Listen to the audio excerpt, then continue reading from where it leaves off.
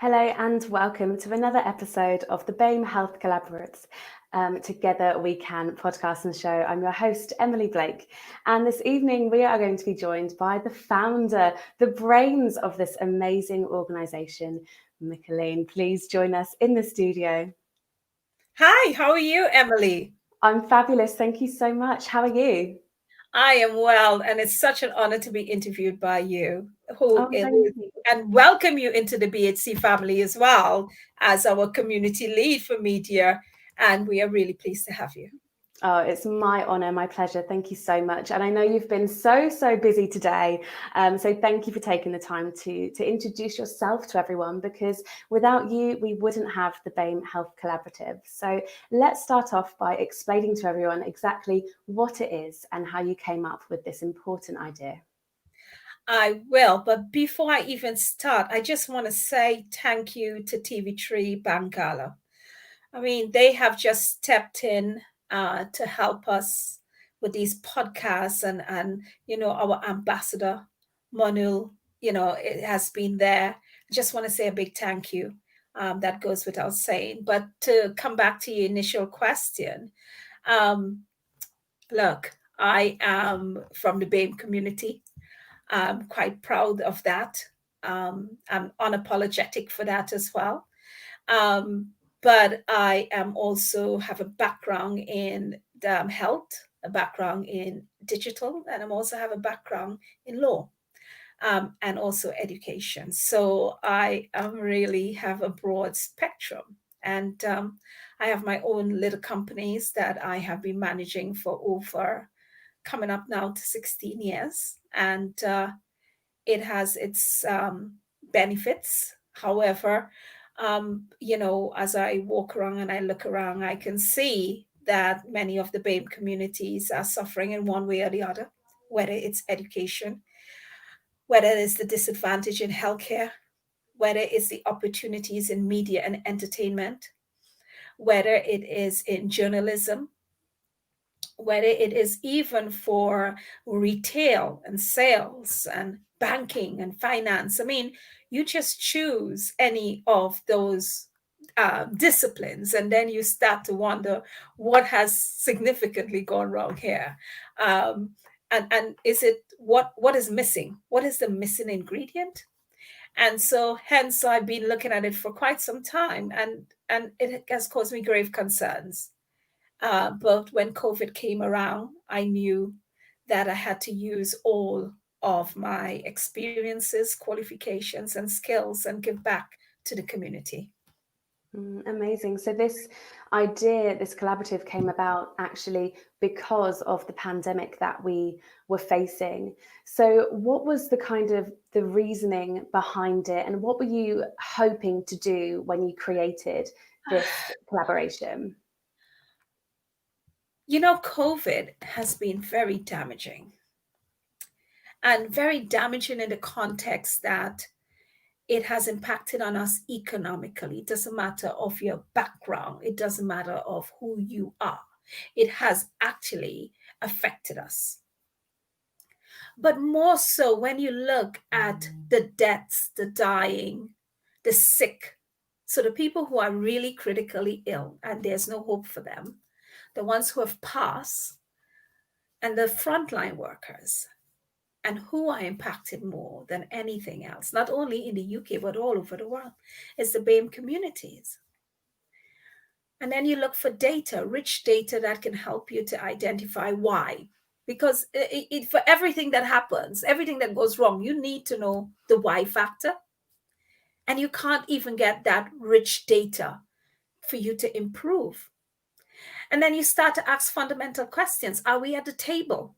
Are we sitting at the table when decisions are made? Or are we only receiving? So BAME communities are starting, we are only receiving what everyone has decided should be. And we ought to be really sitting at the table and helping to make decisions that will benefit our communities. Instead of only being the ones to receive, you make that decision, this is what should happen. And then we just say, okay, thank you. Um, But we have so many experts. We have so many dynamic experts from all over the world, from all over Africa, all over India, all over China, all over Singapore, name it, a wealth of different nationalities and communities who have come here, invited to come here to work in healthcare. And, we need to be part of that discussion to improve the health, not only for us, but for the next generation and the generation to come, and to improve how we actually relate to each other and respond to crisis. And as COVID rears its head again, and it's coming, I hope there'll be some learning for us in the BAME communities about protecting our own, having more communication in our different languages, for us to understand the impact of this. And this is not a BAME problem. This is our problem. Because if you look at the workforce of what we do, carers who's going into people's residence, how many of those are from the Caucasian population? Most of those are Eastern Europeans, Blacks. It's never ever only one group of people.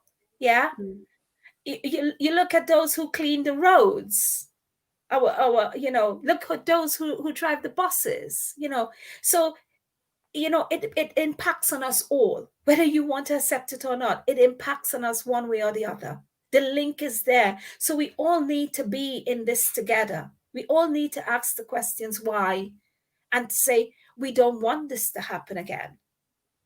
And I think you put that perfectly about, making sure that we are at the table. I love when you say that, because it's so important. And we see it a lot, that lack of representation for different cultures, from people with different backgrounds, ethnic backgrounds. So do you hope that from your collaborative, you will actually inspire, could be the NHS, to actually ensure that the people making the decisions, that is a diverse group? Yes. Well, I think one of the great things BHC has accomplished, and I know to some, it may seem that we are not really making an impact, but, it's better to actually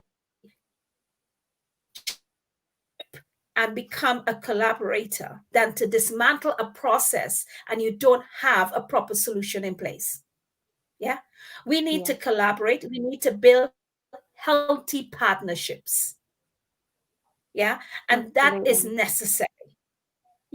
So when you look at it, we have nice guidelines where it's developed pathways and journeys and clinical guidelines for different parts of health, different aspects of health, whether it's diabetes, whether it's cancer, whether it's dialysis, whether it's dermatology treatments, whether it's access to health. There is this significant body of work, and we have been invited to actually contribute.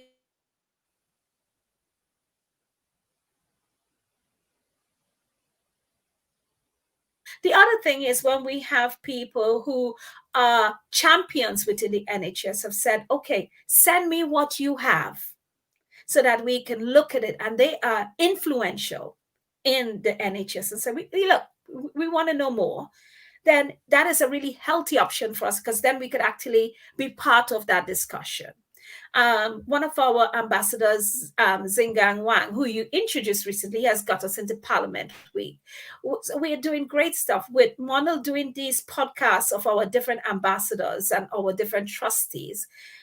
This is something that we actually could put into our library of different opinions about why BHC matters.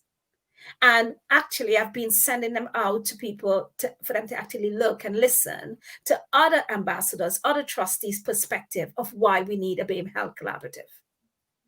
Yeah, absolutely. And it's about engaging people with those conversations, isn't it? Because, do you think that people actually took the news seriously, that BAME people are more affected from coronavirus? Do you think that message was actually received perhaps as serious as it should have been?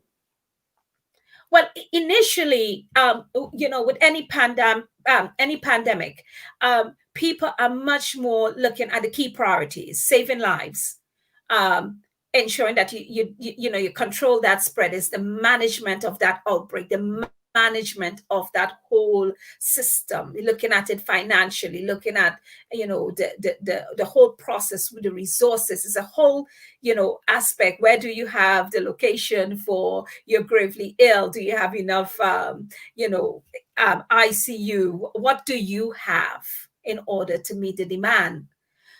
However, within that management itself, within each of the organization, example, when we had that nurse who died and she was pregnant, yeah, one would have thought that, seen at that particular stage, in my opinion, I think management should have said, hey, I think you need to work from home or some sort of alternative, because we know she died from the COVID. And I think some of these deaths, it's very sad, and to the families, my deepest and dearest condolences. BHC would like to extend our condolences to all those families. And those deaths really rocked me in the context that I couldn't believe it, because one of the ladies, Juliet, I knew as a midwife, and I couldn't believe it, and a few others, doctors and stuff like that. I was in shock about it.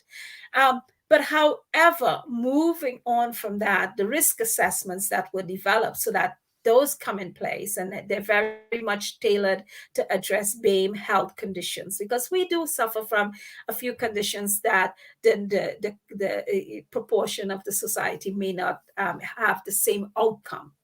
We like our rice, we like our jerk chicken, we like our curries, we're not really salad types. If you tell us that, we still want a big piece of yam and cassava and a bit of sweet potato, but it's not proportionate. And it does have an impact on our health and well-being. Too much of everything is never good. So those risk assessments were created. However, those risk assessments, one recognize now that they're a little bit too generic. And BAC have some fantastic doctors and healthcare professionals who are involved, and they have the expertise clinically and non-clinically to actually contribute to how we can look at those risk assessments, and so that they don't have that generic feel, but have a much more tailored and individualized approach. Now, you've said so much there that is so important, and I'm really glad that you've actually come up with this organisation, because I do think there's a lot of work to be done, and I think it's so important that it is a collaborative effort. And I love that you've called it that, and your ethos behind it. It's about engaging everyone who may be affected, may not know that they may be affected, because exactly, as you say, we all have a different requirement for our health. We're not all the same. And looking at your supporters are all from very, a wide range of diverse backgrounds. Why do you think that is? You cannot, I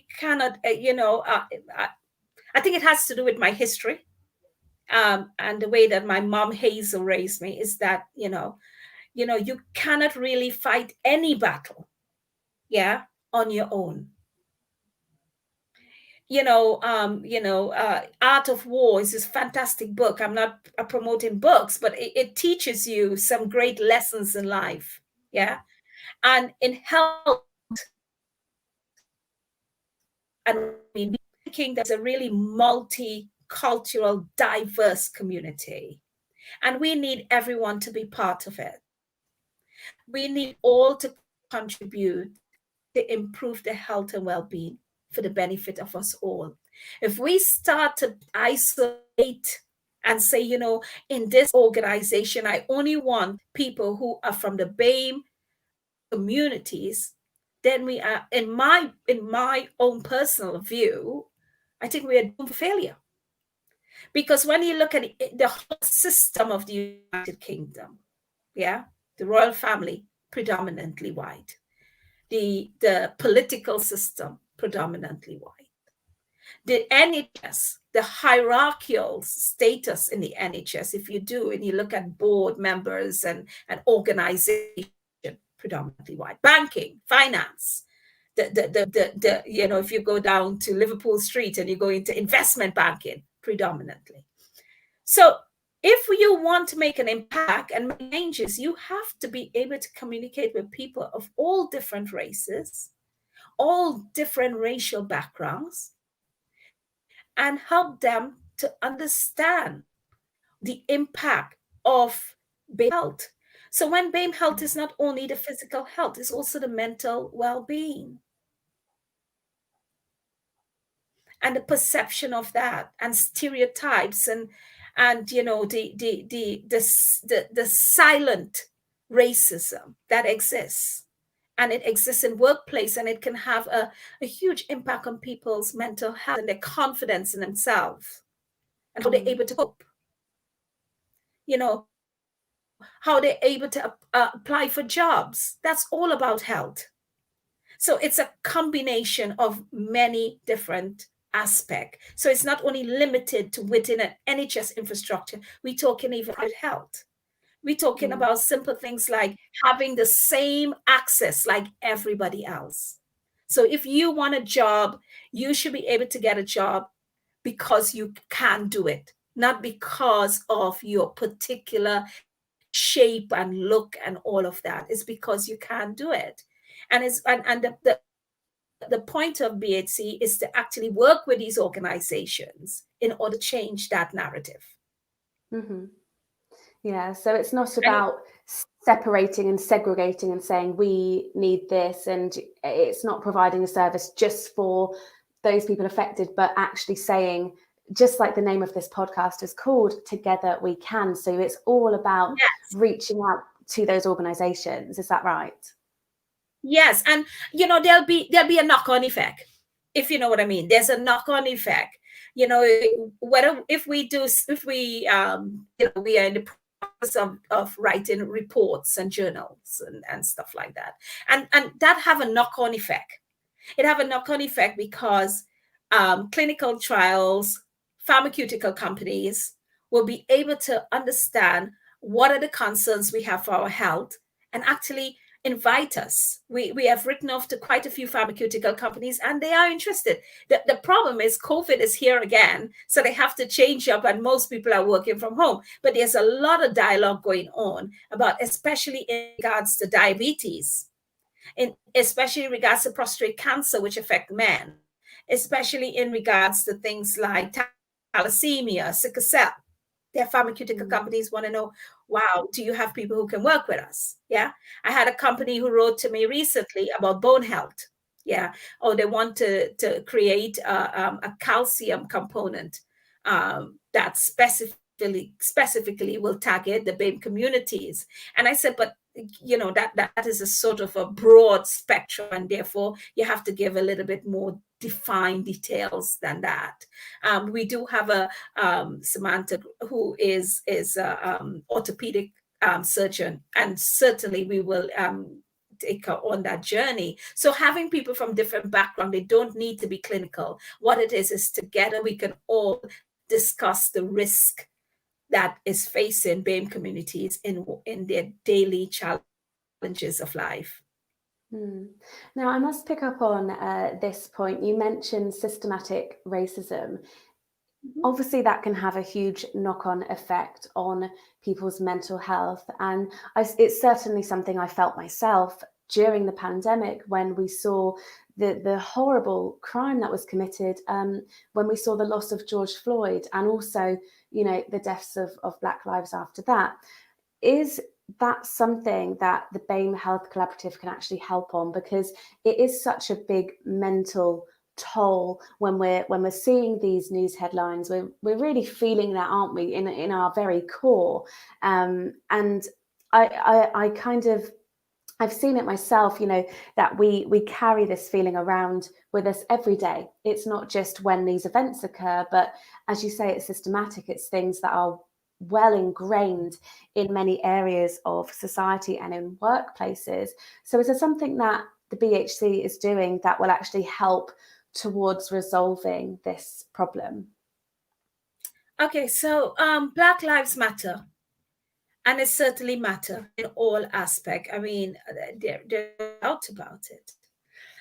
And it is, the gravity of what happened in the United States it has a lot of historical perspective that is laced within the unity of the people there. And also here, we cannot not say that we don't face levels of racism here. But BHC is coming from a different, completely standpoint. And I want to make that clear because I've been asked that question many times. So BHC is coming from a completely different standpoint. We are not going to be a reactive organization. So reactive organization, we are not doing that. We are not going to be firefighters running out with a big hose to out a fire. We are going way before the fire. We want to be way before the fire. What do you plan to do that will impact on BAME communities in regards to health? What are you planning to do? Can we be part of that? Institutional racism is something that is so deep within the processes and the systems, yeah, that now it is starting to gently dismantle, but it's not quick enough, yeah. However, what we are doing is working. We have like Jane Hidley on, we have a few people who are on board, who are champions of change. It's getting them to be part organization. That's why we have collaboration. Collaboration is not doing it on your own. Working with other charities, CIOs, companies, local government, SMEs, anyone, we are willing to work with you to look at your policies, look at your workshops, look at your board training, look at your recruitment process. What is your recruitment process? How do you actually recruit people? What is the retention process? How many people go before the GMC, the MC? How many people go before the tribunals? How many people, young people, elderly, middle age, who end up going to the having a criminal record, and it's because they have a mental health issue rather than a criminal health issue, or maybe addicted to some sort of drug, and they don't have help. Yeah, so we need to look at in a much more define area. We have to do that. And in order for BHC to be functional and give value, we have to actually be at the beginning of discussions, or at least in the core of discussions, rather than running in to firefight. And I have got no issues with those who want to firefight, but we want to be, I'm very clear about this. We must be at the policy procedure framework. We want to be at the consultation stage. Yeah. And if you already have your policies in place, we want to be reviewing that. We want to actually ignite that change. And we do support all our brothers and sisters out there who are facing racism on a daily basis. Yeah. But there are organizations specifically designed for that and have the expertise to actually address that. And so therefore we must recognize what they can do and what we can do, and how we can extend our expertise to help them in delivering their vision and their mission statement and their vision. So to summarize it, we are looking at the inequalities, the disparities of health, the impact it have on the mental health and well-being of individuals in this society.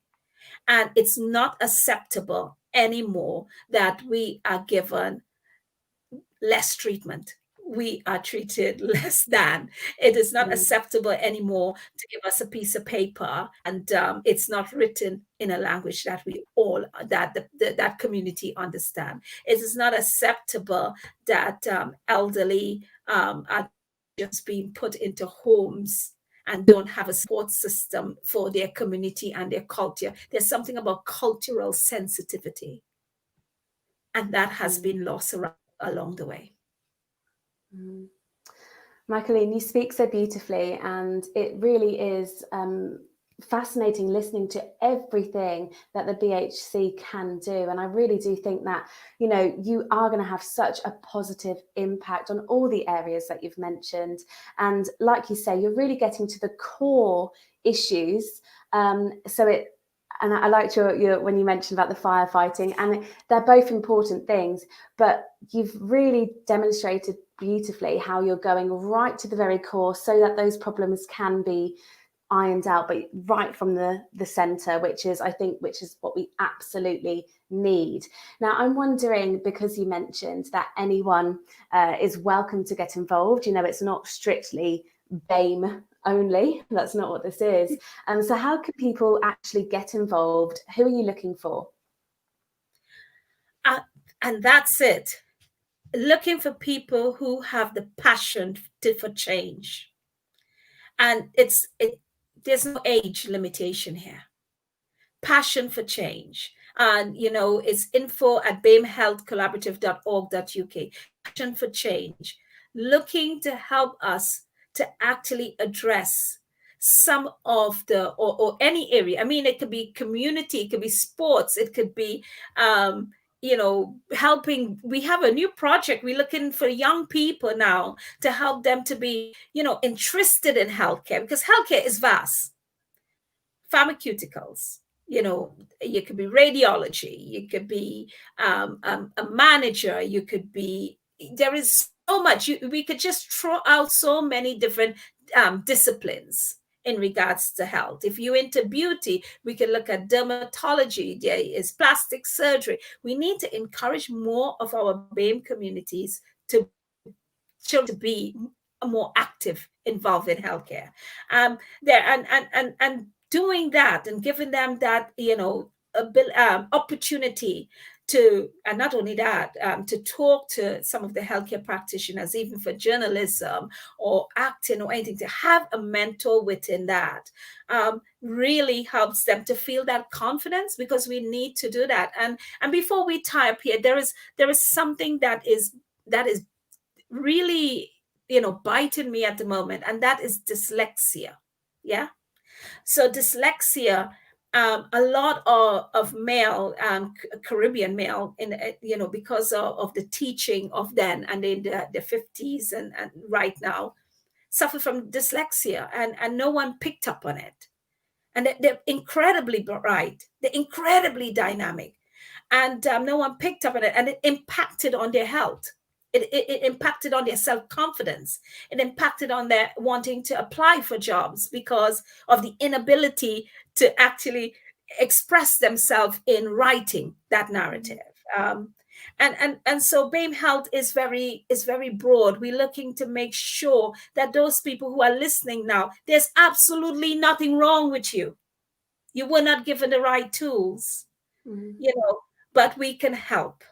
And we need people who are going to be champion of this cause. Absolutely. Really, really important point there as well about dyslexia, because it is, as you say, often overlooked. What challenges do you think you face going forward trying to implement the amazing things that you're trying to accomplish? The truth of the matter, most of the trustees and ambassadors and community leads, we all are we are in employment. So that's the number one thing. It is allocating that time and working through the action plans and all of that, and generate funding as well. We need to generate funding, because most of the funding is coming from me, to generate the funding to go forward. But that will come. That will come. That's okay. That will come. But most of us are quite engaged. But the beauty of it all is that everyone is willing to put their hands in. Everyone is willing to take some time out of their busy schedule, like Moinul is doing right now, to take the time. And you, as our new community lead, taking this evening off, when you could be doing something else, to be here because you believe in what we're doing. And it's that belief, to know that it will make a difference and make a change in one person's life. If we could get one GP one GP to actually look at blood pressure in a different way and not prescribe the same old blood pressure medicine, we have won. Yeah, If we could get absolutely. if we could get a mother and a father in their home to call their gran or their elderly aunt and say, I need you to walk around the house, and we'll do it on WhatsApp, we've won. Mm, mm. It's not a numbers game, it's milestones. Yeah, absolutely. And I have in fact got my auntie involved, haven't I? And she's hopefully going Yes. to be working with you guys soon. Yes, and Moinul's daughter as well. I am just drafting out something for Moinul's daughter to have a look at. I want to finish it off, but I've been really busy with the outbreak. But I drafted this for her to look at, and your aunt as well, who's going to help us with the fitness.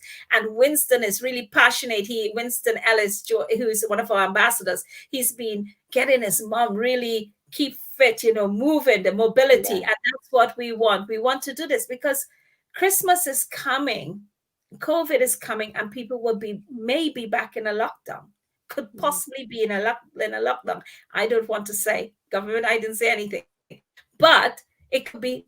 And what we don't want is for people to have that. If you're not mobile, you're actually more likely to have ill health. So we need them to have a bit of movement and improve their mental well-being. Yeah, and as you say, that can just be a phone call, so some of the work that you're doing, it could just be as much as someone having that conversation with a family member and making them feel that they're not alone, and getting them up, going for a walk with them. There's so much scope for this, and I really want those of you watching to pick up on that, and maybe take some of this on board today. But also, if you are feeling as passionate as we are, then get yourself involved and use that email address and reach out and see how you could actually help this collaboration grow and achieve all of the amazing things that it wants to achieve. We're going to have to close now, and I really don't want to, because I think there's so much more that we could talk about, and it's been really inspiring. So thank you so much for telling us more about the organisation and about your hopes for the future. Before we go, is there anything else you'd like to say to our viewers today? I just want to say that if you have an innovative idea, if you have a project, if you have something that you wanted to do, please contact us. We want to hear about it, because therefore we can participate and support you. Let's do it. And again, I want to thank TV3 Bangala for their great work. I want to thank you, Emily, for being a fantastic host. And I want to thank you, Moinul and Trisha, and all of the BHC family for really supporting this, because I cannot do it without them. And so together we can. Together we can. Thank you so much, Michaelene. It's been an absolute pleasure. And thank you, TV3, for having us here on Together We Can. See you next time. Yeah.